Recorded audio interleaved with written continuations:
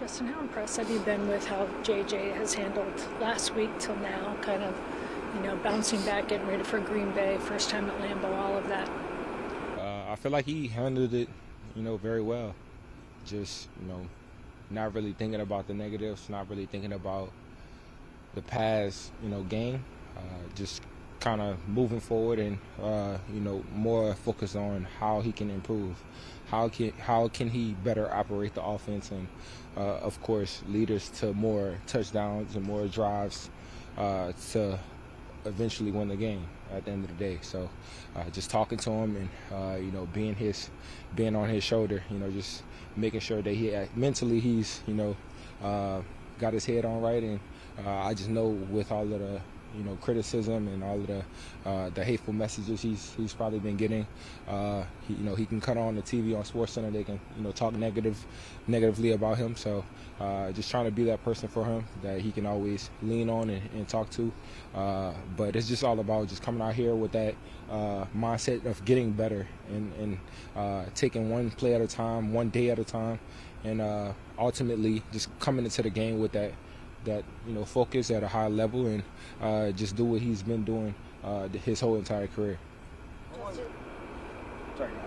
What's it like for you just having patience through the process that he's going through right now? Yeah, I feel like that's kind of has been my whole career. I kind of had to learn how to have patience with the process, patience with just going about my business, how defense cover me, how we perform as a whole. All of that stuff has been a learning phase for me, and I'm more focused on what I can control and how can I better this team. Of course, given the C on my chest and given the opportunity to be one of the leaders of the team, I take that very seriously of being that person that people can lean on for an opportunity that we need in the game, being that role model off the field. So all of those things kind of play into part of my role. And over the years, having to learn that patience has definitely been one of the main things that I had to learn and overcome. And how long did it take you to get used to the level of scrutiny at this level? I mean, you had a lot of success in college, so did JJ. It's just a lot different when it's the NFL.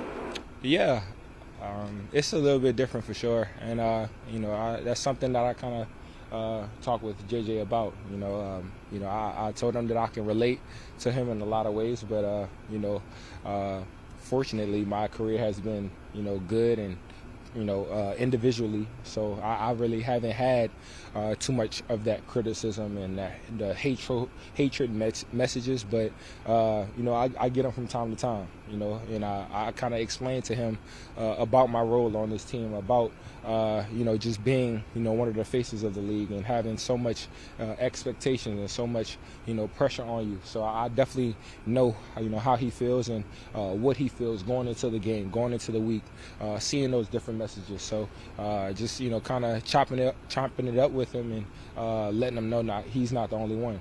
He's not the only person left out, and everybody goes through stuff. Everybody has their own personal issues. So just kind of block it all out.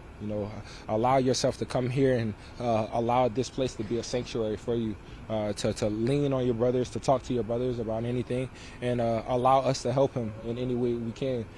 So I feel like that allows him to kind of be stress-free and kind of not really thinking about the negative comments and thinking about I got to be so perfect going forward.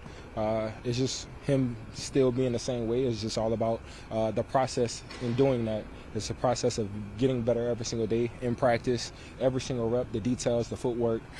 So all of that stuff goes in to play, and then Sunday just let it all loose. JJ has talked a lot about some of the mechanical things he's working through right now. Like, how does that affect you as the receiver? Like, are there still some ball trajectory things that you kind of work with him on? No, not really. I mean, the people that's out there at practice sees the throws that he makes. He sees the reads that he's making. He's making the great reads. He's throwing the ball with great accuracy. It's just all about doing it in the game. not allowing the game to speed up his brain. And that's kind of something that I also had to learn as well with my routes, not having to speed up my routes just because, the D-line is trying to get back there, or, I'm feeling the speed of the game. So just allowing himself to be in the moment, to be poised, to be focused on, all of the things that we have going on, and just be yourself. He can make those throws. He's a great quarterback in this league. It's just all about just going out there on Sundays when it all counts and it all matters, and showing up. What kind of grade did you get on that block for the touchdown? I got a pretty good grade. It was pretty decent. I just carrying on that mindset of not only being a pass catcher but also being a valuable asset in the blocking game as well. Those blocks are touchdown blocks instead of it being a 5-yard gain.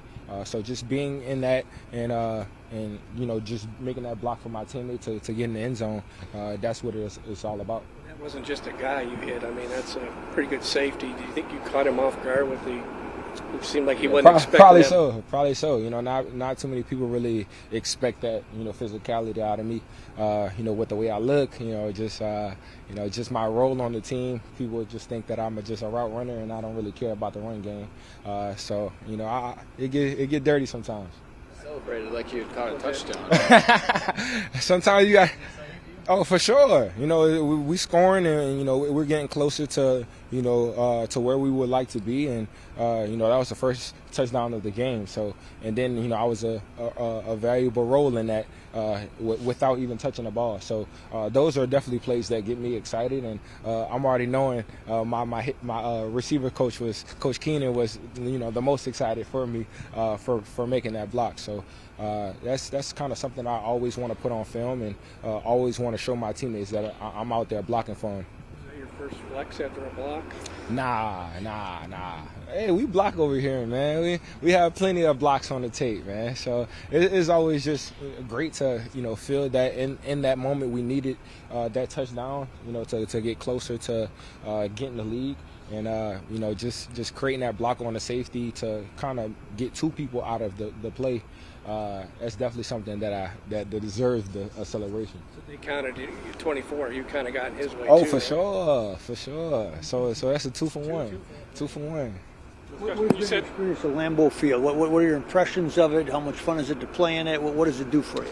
Yeah, it's a great atmosphere. Of course, just thinking about the rivalry and thinking about just the hatred of what we have for each other, and it's definitely a great vibe. It gives me that feeling of playing at Alabama, for being at LSU.